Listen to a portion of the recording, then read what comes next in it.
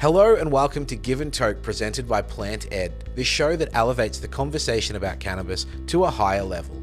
I'm your host Paul, and today we welcome Tegan Scates, who is the founder of Bloomly, formerly High on Hemp, Australia's first specialised digital and creative agency in the plant medicine sector.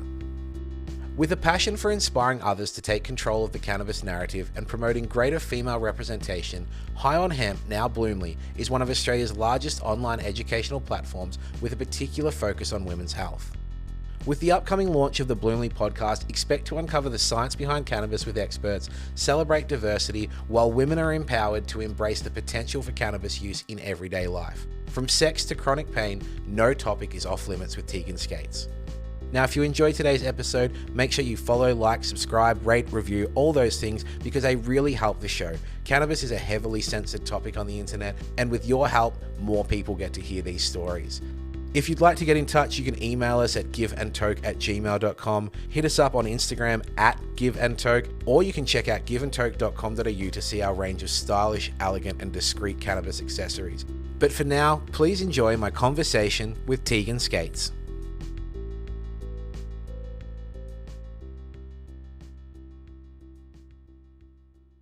Tegan Scates, welcome to the show. Thank you for having me. So excited to be here. It's so nice to have you with us. So we're recording on a lovely sunny day in Brisbane. It's a little bit gloomy down here in Melbourne. You've experienced legal markets around the world. In a hypothetical legal world, what would your perfect weekend cannabis routine look like? Oh, that's a good question. So, look, I am more of, I would say, a CBD girly. I'm a little bit sensitive to THC. So my favorite strain of all time is Eve. I mean, I probably start my day with a tincture.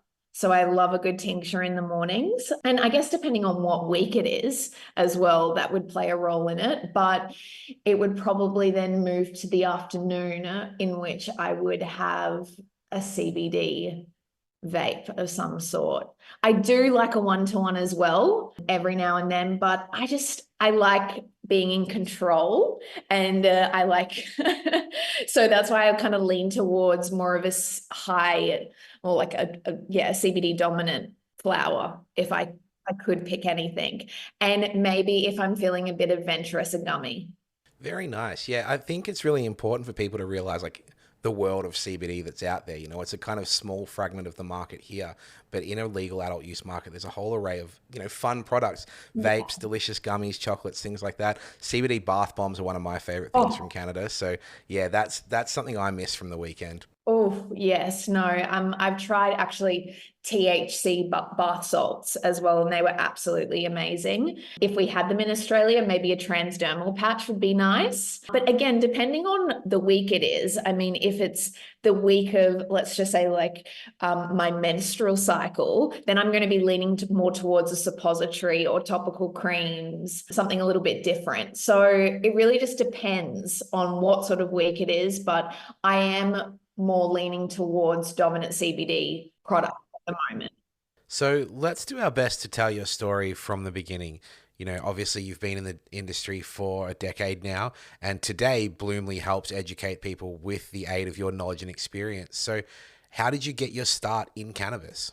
So I walked my first industrial hemp crop in 2014. I was just lucky enough to almost fall into the industry a little bit. And from there, it kind of took on a life force of its own. I then connected with, I guess, the right people and started kind of traveling around and understanding a little bit more about the plant, more from an industrial hemp side. I must start with that. And then from there, started to learn more about the medical side. I think the moment for me in which my outlook on the industry really changed was in 2015 when I went to the MJ Biz conference in Las Vegas. Now, for anybody who doesn't know what that is, it's the largest cannabis convention in the world. And I still remember it to this day. It was 2015. Cannabis wasn't even legalized for use in Australia at this point. And I get to this convention and there was 1,700 exhibitors. It took me 3 days and I think 90,000 steps in total to cover this event. And I learned everything from manufacturing, extraction, delivery methods, marketing, legal. It was just this whole new world for me. And in that point, I realized, oh, this is something special. Did that kind of relieve some of the stigma for you? I know a lot of people kind of need to go see it overseas before they come back home and go, hey guys, this is, this isn't so bad. Yeah. Well, I think for me, and I think for most people here in Australia, is that when we think of cannabis, we associate it with ripping a bong or smoking a joint. And for me, and something that I'm sure that we'll cover, and what I get really excited about is delivery methods. I want somebody, whether they're 18 or 80, to be able to have a product that's suited to them. And that's one thing that I think I loved about the cannabis plant from the get-go, is its versatility, that it can assist people of all different age groups. And the delivery methods that are available are so wide in terms of how you can use it.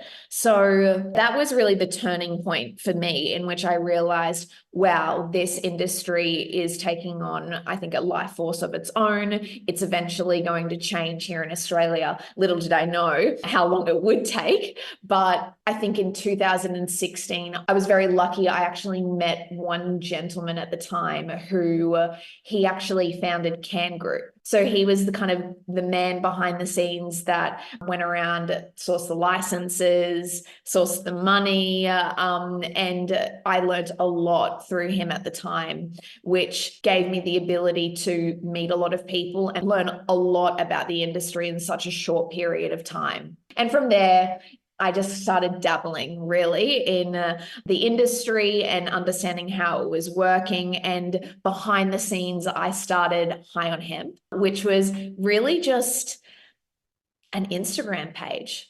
That was really just it. That's how it started. I started posting more so about hemp in the beginning. And then over time, I started to realize that there wasn't really a network in which I aligned with as a cannabis consumer at the time.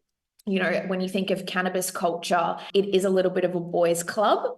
You know, the culture around it, the way that we speak about it, the language around it, even all the way down to the accessories. There wasn't really a space where I, and I consider myself to be a pretty like modern traditional woman, felt aligned with. And also, and like this is, I'm saying this so respectfully, I wasn't this kind of like earth-loving hippie. That really, it's just not me, and I completely respect them and love what they do, but that's just not aligned with who I am as a person. So High on Hemp started to really, I guess, move in this direction in which I made cannabis and the way that I spoke about it really modernized. I made it really almost like palpable. So whether you were new or old, I spoke about it in a way in which it was so easy to digest, and the content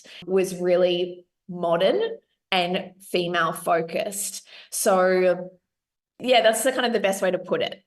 Yeah, no, I really like that. And obviously we're going to dive into High on Hemp and the kind of emergence of Bloomley and that transition and things like that. But I guess I'd love to know is, what are kind of some of the hard lessons that you learned? You obviously mentioned that, when your passion started, it wasn't even legal here. You then obviously mentioned that things are really slow. But something that I love is, kind of mentioned that High on Hemp was just an Instagram page. Like that's just kind of that start something model. Like, if you don't know what to do, if you don't know where your space is in this industry, just do something. So I guess that's a two-part question.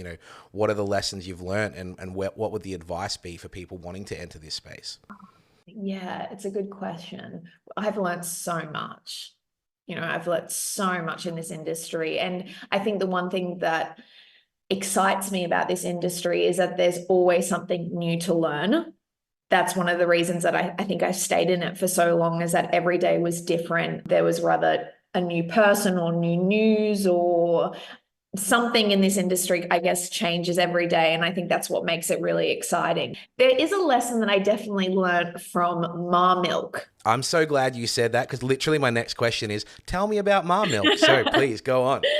So Mum Milk was Australia's first hemp milk in Australia. It was a HPP product, so high pressure pasteurized. So had the same stability as fresh milk, but it was, made with hemp seeds, Australian hemp seeds. It was such, I think at the time in which when I started that business, I was very young. I think I was only like 23 or 24. So I wasn't as business savvy as I am today. But in saying that, when we created the product, I was very lucky that straight away retailers like Harris Farms, IGAs were selling this product from the get-go. So we were stocked all around Australia. However, I think that from an advertising and marketing perspective, hemp really never had, I think, the funds behind it to really market and showcase its full potential. And I think still to this day, people don't really understand it and they're still getting their heads around it. So I think, and this is probably the lesson that I was going to talk about, is that timing. It was just too soon for it. It was too soon for the market. Yeah, and it was still a little bit controversial. I mean, this is what, back in 2016, I think I launched it. So yeah, I think it was a bit too soon. Also, it was a logistical nightmare when you're, sending fresh milk that only has a shelf life of 2 to 3 weeks, and you're dealing with retailers on the other side of Australia.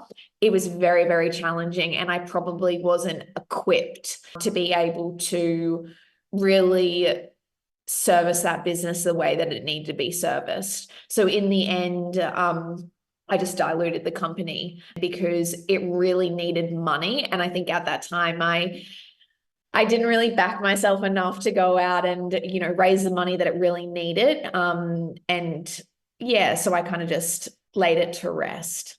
It was a really impressive product, and I think timing is the big thing that you're talking about, because obviously you've got the humility to reflect on what you could have done differently.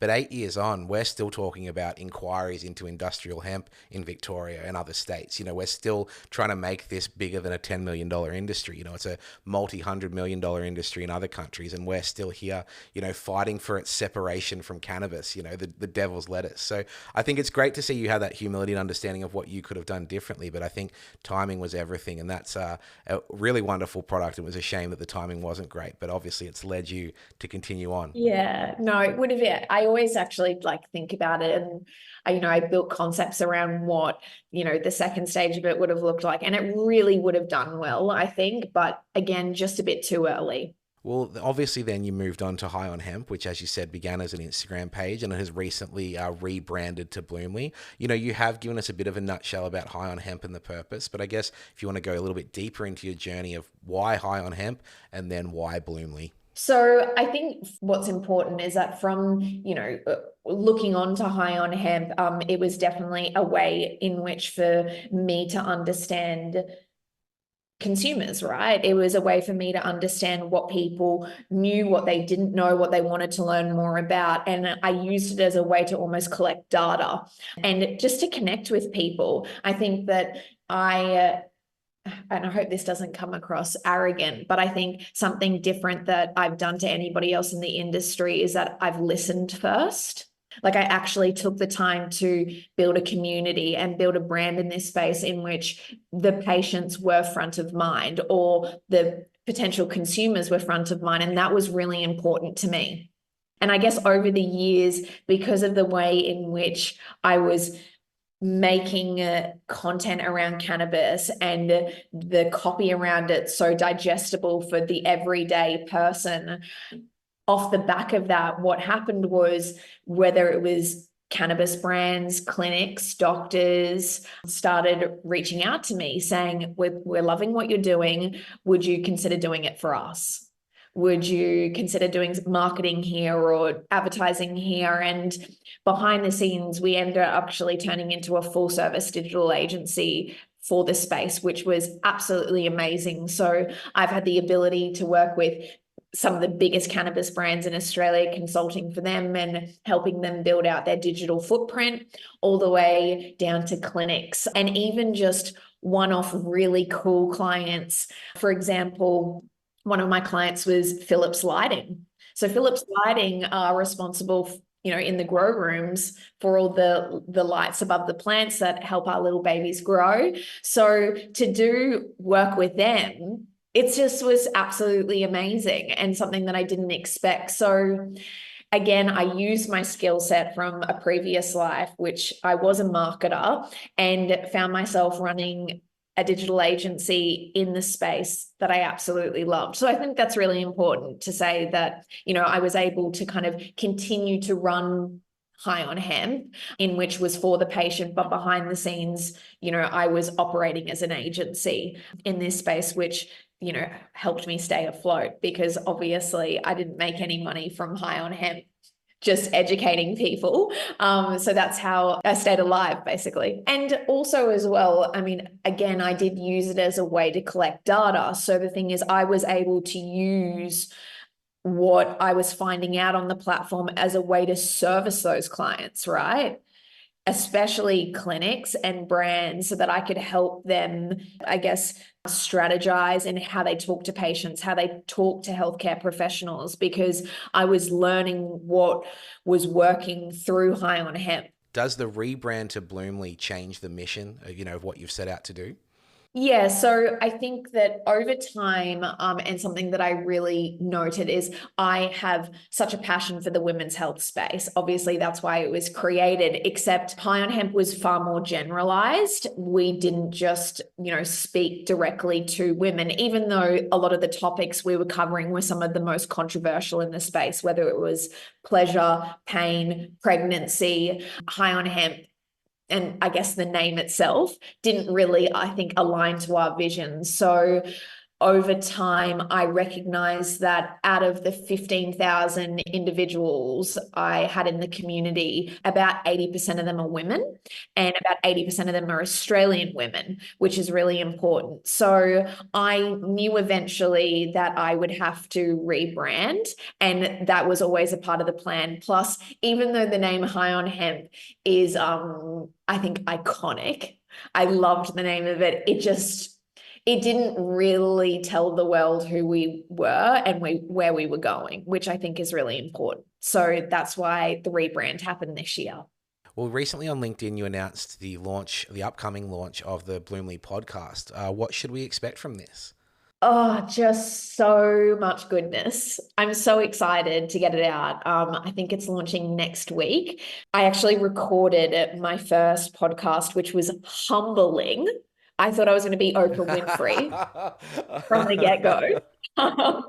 And I absolutely wasn't. And it was funny because I thought I would be so myself, but I was actually really nervous. That was humbling. But my first interview is with Dr. Mike Armour, and he is a researcher at Nickham University, and he specializes in women's health, particularly around endometriosis and dysmenorrhea, with a focus on medicinal cannabis. We are covering endometriosis and dysmenorrhea, which is just a fancy word for period pain, in the first 2 episodes. And coming next is just a great array of, I think, experts in this space. I've got a recording with a sexologist, which is great, talking about pain and pleasure. We got fertility and pregnancy specialists. So again, just covering, I think, those really controversial topics that aren't being spoken about in the space at the moment. So I'm so excited. Yeah, I'm excited too. I think you cover so many amazing topics in Bloomly, and I want to throw some of them at you to kind of share what we do know, because obviously the podcast is going to come with the experts, but You've already shared some really cool content on some of these topics. So if I can just kind of throw this one at you, the first one I want to know about, because a lot of listeners this is relevant to, is how to discuss cannabis with kids. I guess, why should that be approached, and how do we approach that? Yeah, it's a really interesting conversation. And I think as well with, the legalization of cannabis, as well as how do you approach that conversation. And I think it's all about being open and transparent with your kids, and, making them understand that cannabis is a medicine, right? Even if it feels good, which I absolutely love that saying. But I think How we change the conversation of cannabis starts with the words that we use. And it's something that I've said for a really, really long time. And there's always been this association with cannabis as, that you're a stoner, right? Or that, when you're speaking about cannabis, you're using terminologies like marijuana and pot. For me, I think that we have to speak about cannabis as the medicine that it is and use the correct terminology around it. And I think starting that conversation with your kids from a younger age is really, really important.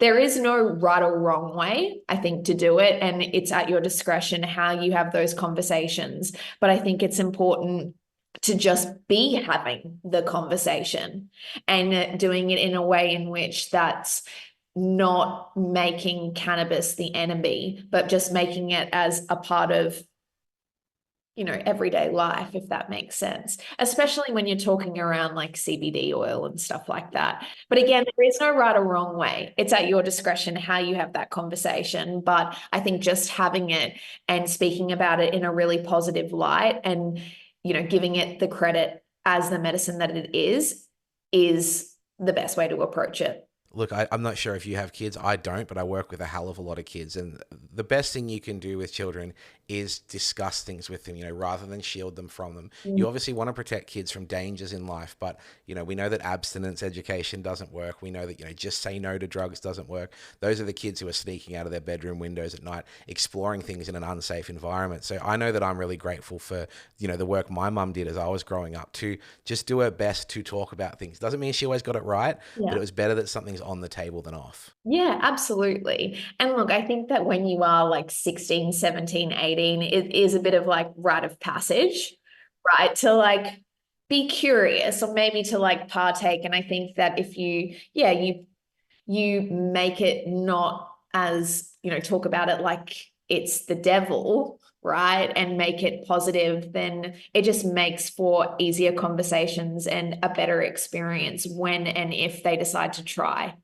Moving from kind of PG to MA, we'll circle back to kind of cannabis and sex, because there was a really interesting article, you've had about cannabis and sex, but also cannabis and painful sex. What do we know about this? Yeah, so it's becoming more common, and obviously it's not something that we speak about. It's really interesting because, funnily enough, I was speaking to Dr. Mike about this on the podcast, is how do we define pain? And it's a question that I've asked myself over and over and over again in my lifetime. And one of the things that I do speak about on the podcast is that earlier this year, I was diagnosed with adenomyosis. And I just thought that the pain that I was experiencing and feeling was normal, when it turns out that it wasn't, right? And I think that there's a lot of people who, are having painful sex and just think, okay, this is normal. So it's really hard, I think, to understand the data behind it and understand, how many individuals are actually living with it. But from what I can understand, most people who have endometriosis are struggling with painful sex. And cannabis may be a tool that we can use to help alleviate some of that inflammation. And there's lots of different products out there, especially I know that there's lubricants that are actually available in the market now, which are helping to ease those symptoms and,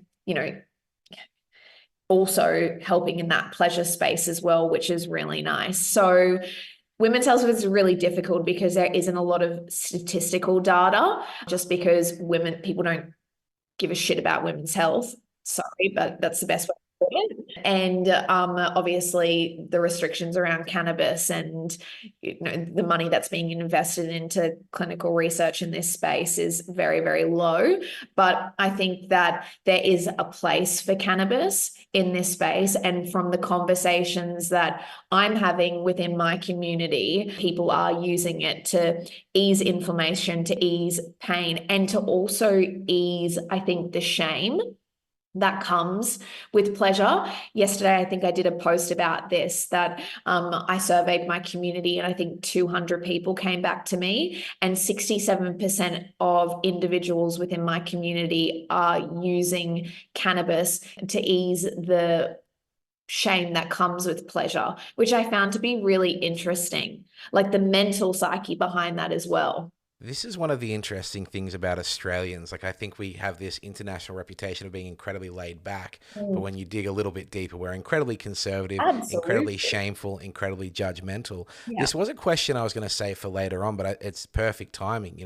How do we better destigmatize cannabis use? And, what's something practical we can all do to reduce these feelings of shame, whether it's for ourselves or for others? Yeah. I mean, that's a deep question I'm asking. Like, come on, solve this No. problem, Tegan. Yeah, I know, no, and do you know what? It's something that I think about often. And I tend to forget sometimes because I've been in this industry for so long that having those conversations just come so easily to me that I forget that I have no shame around cannabis. And obviously, cannabis is stigmatized, right? And we know that. But I think with women, there is an additional element to that, which is shame. And I don't think people really recognize that. And the shame is coming from the fact that it goes against the grain of what society says a woman should be. Like we should be in control and we should be, posed. And do you know what I mean? Like we should be, Yeah. you know, Yeah, don't let go. we can't let go. We Always be have to have it present. all Always. together. Correct. And, there's, you could easily rock up to a mother's group and rock up with a bottle of wine and everyone wouldn't blink. But if you rocked up with a joint, you would sit there automatically and be judged.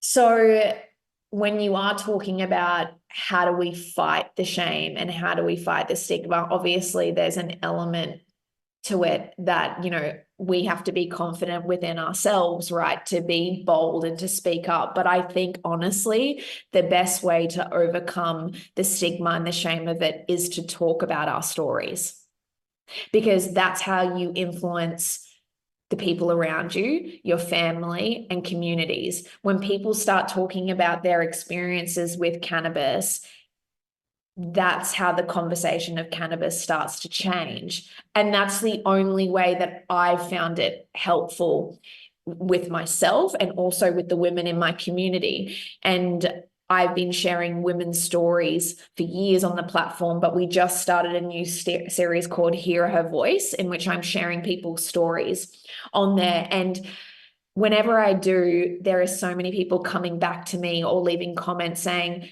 oh, my story is just like this, or I connect with this so deeply. And I think being able to share those experiences just and knowing that there's other people who are in your corner and who are in your circle that are feeling the same way or have gone and lived the same experiences it changes it. It changes the conversation over time.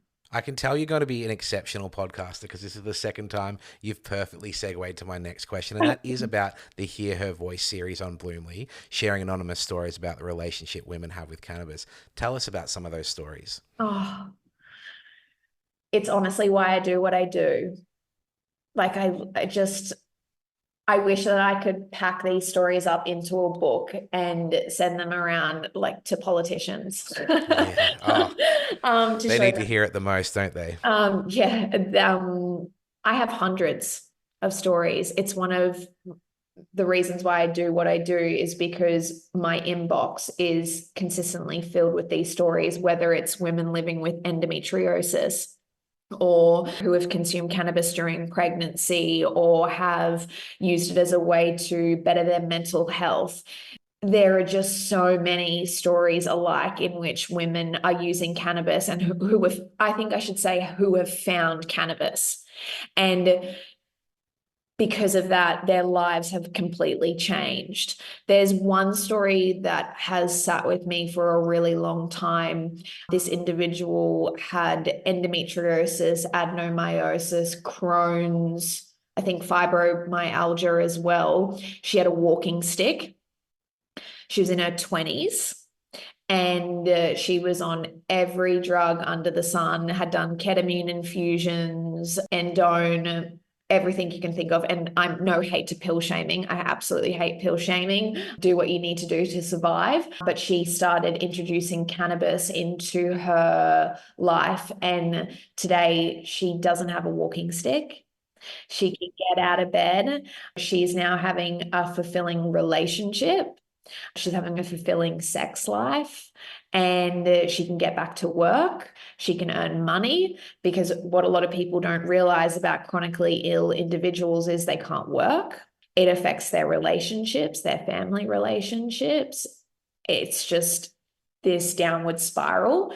And yeah, I think hearing those stories about how one plant has changed so many lives is just, it just gives me goosebumps talking about it. We'll be right back. Podcast listeners regularly ask me where they can go to learn more about medicinal cannabis, and today I've got the answer: Plant Ed.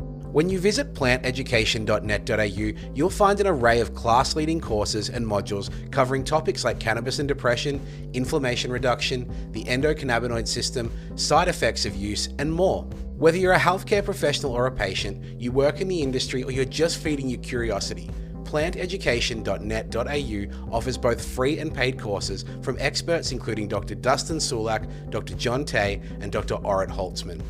With over 50 hours of free educational content, make planteducation.net.au your first stop for expanding your cannabis knowledge. And for a limited time, listeners of this podcast will receive 10% off any paid courses by using the code GIVETOKE10 at checkout. And that's GIVETOKE10 at checkout. So visit planteducation.net.au to see their range of courses designed to nurture your knowledge and understanding of the power of medicinal cannabis. Why is a female perspective on cannabis so important? Let's talk about some of the challenges faced in particular. You've already alluded to there's not enough medical studies done on women. There's not enough listening to women going on. What are the challenges women face in this space, I guess, as patients, but also you could speak to as participants in the industry? We know, and this is factual data, is that females are the largest growing group of cannabis consumers in the world. It has grown more, and it's because the health and wellness space is basically women. About 90% of it, they're responsible for the purchasing decisions behind it. They're the ones investing into this space. So I think that it's really important that at least women have a say in this industry. And I think first and foremost is we know that women's health is an issue, I think, in Australia, being seen and heard and listened to. I think that is starting to change. I honestly just think it's the shame and the stigma around it, which is even stopping women from exploring the conversation of cannabis. People have a one-sided mindset when it comes to cannabis about how it's being consumed. When they think about it, they think of smoking a joint. Nothing wrong with that. But I think delivery methods in this space are what are really, really exciting. So women can use suppositories as an example, or they can use topical creams. And I think that because of us not being able to market those things and to show people those products are available in market, it stops women from maybe exploring that conversation because they think that they're just going to be prescribed flower. What are some of the delivery methods, that we are kind of missing out on here? Well, look, one of my favorites is transdermal patches. I fell in love with it. I loved how discreet it was. I personally loved how it made me feel. So I actually used it for the first time when I was at MJ Biz, and putting that patch on my body and, doing the 30,000 steps that I think I covered, it just helped me. And at the time, I, funnily enough, actually then spent a week with Mary's. Mary's created the first kind of transdermal patch, and they have a variety of different patches, whether they're THC, CBD, CBG, CBN, a variety of different patches. And for me, that was really exciting. I loved bath salts as well. But I think for me, suppositories, topical creams, edibles, those delivery methods are really exciting to me. I have no issue with flower, and I have no issue with, vapes and stuff like that. But for me, it's those really unique delivery methods that make me really excited. I don't think there's anything wrong with that at all. And my wife won't mind me mentioning that in Canada, in an adult use market, she had an array of cannabis products that were all CBD leaning or entirely CBD, vape pens, chocolates, gummies, things like that. And, you know, moving back to Australia, she doesn't have access to those things, so she's not using them. And I know that they enhanced her life, but when we've got a market like, you know, dominated by flower and dominated by vape cartridges that, you know, aren't necessarily the highest quality, it still leaves a lot to the imagination, and there's so much more to be excited about. Oh, absolutely. And what they say that there's 950 products available in Australia today. Let's say 70 to 80% of those are flower. And one thing that really not grinds my gears, but I'm all about conscious consumption. It's something that I'm really passionate about. And I think that a lot of these flowers on the market today, some of them are sitting between the 30 to 33% range, are being sold to people who just want to get zooted. That's great. That's fine if that's what you're leaning more towards. No judgment to that. But when you're looking at, you know, your high CBD flowers or your one-to-ones, there is just nothing available. Like it's very, very rare. Like I'm interested in a 15% flower. You know, Yes. Yeah. that's what gets me excited. And I know there's some great ones hitting the market at the moment. And I'm hoping that prescribers are going to start prescribing those products, because that's what really excites me about this space. I just think that obviously, you know, there's not a lot of clinical evidence and data behind more of these niche delivery methods, which it makes it hard to educate the educators, right, on those products. So all of our healthcare professionals to at least, you know, give these products a chance. But because the clinical evidence isn't there, you know, they're always going to lean towards selling a flower, which is just really disappointing, really disappointing. And it's funny you mentioned that. As someone who predominantly uses flower, one of my favorites was, you know, basically a 1-to-1, 10% THC, 15% CBD. I got it for a couple of months, then it was taken off the market, you know, and that's not just, oh, the customers don't want it. The producer also decided it wasn't profitable enough for them. So, you know, there also needs to be some risk taking from the producers to go, you know, we don't just need 30% flowers, whether they even are 30%, you know, we can question as well. Yeah. There's so much merit to the lower percentage stuff. And, you know, I really miss that, and it's changed my regime for my mental health. So, you know, we are dealing with patients' preferences and needs here, and we're kind of just climbing the THC ladder, which, you know, seems to be the trend all over the world. Yeah, look, and I love THC flowers as well. Like I'm not averse to them by any means. I love one-to-ones. I think they're fantastic. But I also can appreciate that THC flowers are great for sleep, and they're great for pain as well. And they're absolutely necessary in this market. And out of every study that I've ever done on Bloomley, people are always leaning towards THC for pain. Well, we're going to take a little break from our conversation to play a game for the moment, Tegan. Now, bear with me as I get a bit weird with this. So I saw that you went to Stuart Holmes School in Queensland. That's correct? Yes. And, you know, when I asked you about pop culture, you said TV shows. So a notable alumni of this school is actress Claire Holt. Yes. Most known for her appearance in which TV show, do you know? In H2O. And later on in America, The Vampire Diaries. Yes. So I've never seen an episode, and God, I hope you have, because the theme for today's trivia is The Vampire Diaries. I've never seen it. I have never seen it. But do you want to know what's really funny? Please. Is that I, during school, was very good friends with Madeline Holt. So I actually spent time with Claire at her family home quite regularly, which was quite funny. But I don't know Vampire Diaries.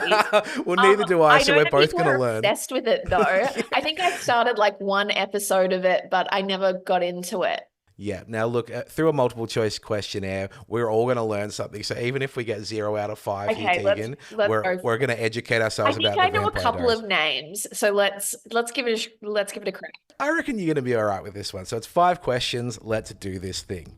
So, question 1. Where is the fictional town in which The Vampire Diaries is set? Is it Mystic Falls, Crystal Balls, or Risque Shoals? A. Lock in A.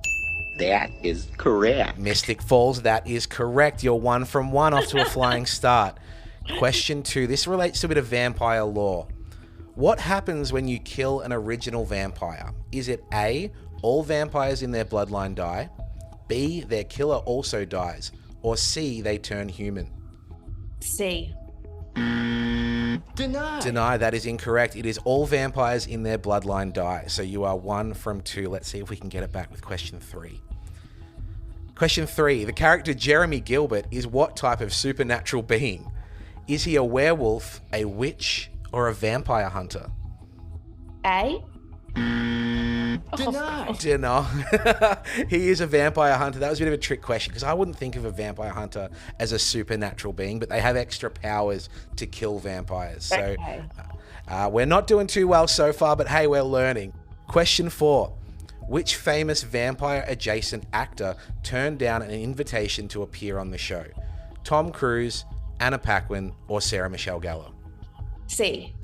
That is That correct. is correct. You've leveled back up to 50%. She was on 2 from Buffy. 4. That's right, Okay. yes. She was invited along and politely declined. So we've got now the deciding question. You've got 2 from 4. Let's see if we can finish this off. Actor Nina Dobrev, who plays the main character Alina Gilbert, rose to fame on what famous Canadian TV show? Was it Trailer Park Boys, Degrassi The Next Generation, or Hockey Night in Canada? B. That is correct. Degrassi The Next Generation. Tegan, 3 from 5. That is a pass mark. And we learn a little bit about the Vampire Diaries. Oh, I'll need to watch it now. Isn't there like 10 seasons or something? It was too much. Like when I was doing the research for the trivia, there is so much lore to this show and like so many names and so much drama. Oh, love it. Love it. All right, so let's shift our focus to Australian cannabis a little bit more tightly as we head towards the end of the show. We can celebrate successes, we can point out areas for improvement. To you, what is the state of the Australian cannabis market? We're moving out of our infancy, which I think is really exciting. I think we've seen a lot of growth in the last 2 years. What I'm hoping for is that we start to see some really game-changing products in the space. I think there's a lot of companies that have been having a lot of the market share over the last couple of years, but I think it's really going to start to level out because there's some really great, I think, products coming to market. But I would also like to see some more brands being more focused on certain audiences, certain conditions, instead of being so generalized, which we haven't really seen in this space before. So I think that's really important.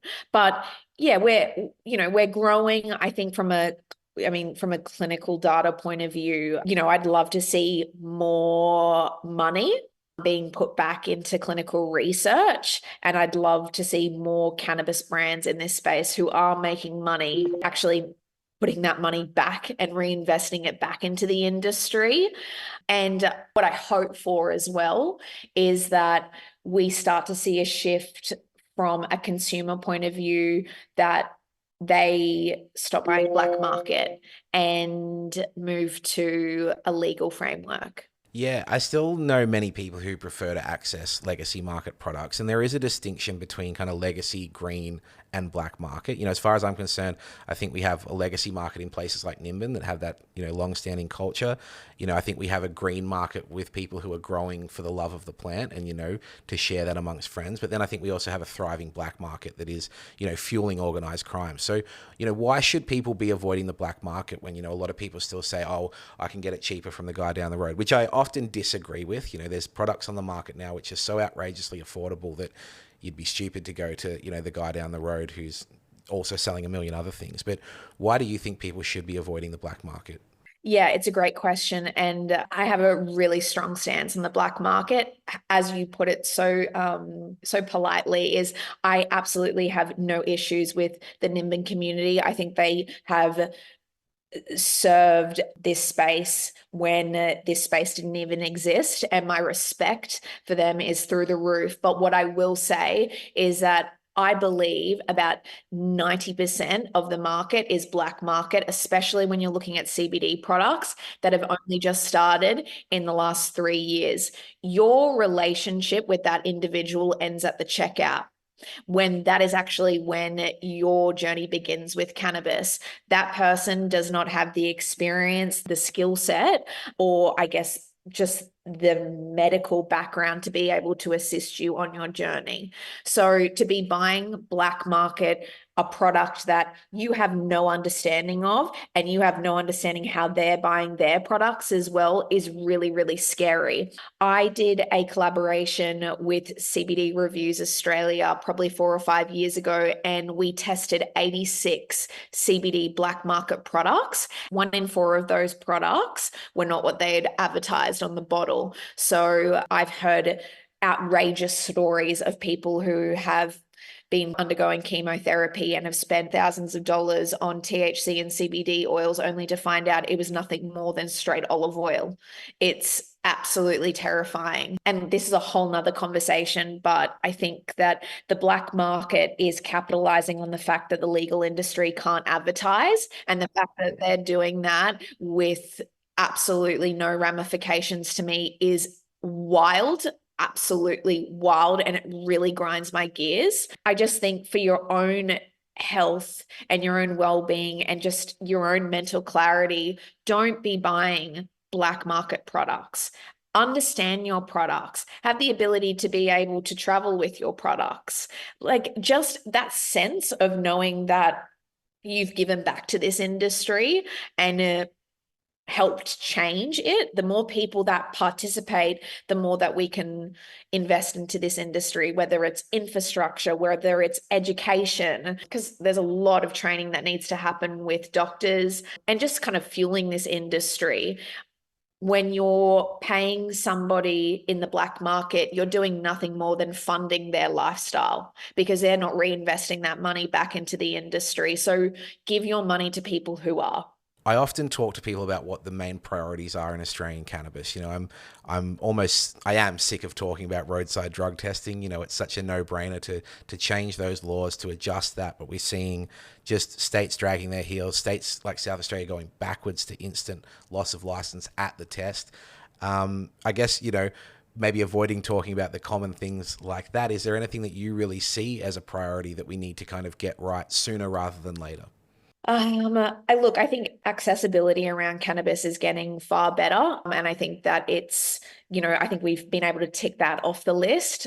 Obviously, delivery methods. I hope that we can start to see more healthcare professionals taking risks on prescribing products that are new and innovative, that don't have the clinical backing behind it. Yeah, I think obviously driving, I think especially for people who are under certain employment contracts, who are wanting to use medicinal cannabis, but, they operate machinery or they're driving on a daily basis, that they're not able to utilize these products. I think that there's something around that workplace health and safety element that really needs to be looked into. And I think that's really important, because they're actually the people who need it the most.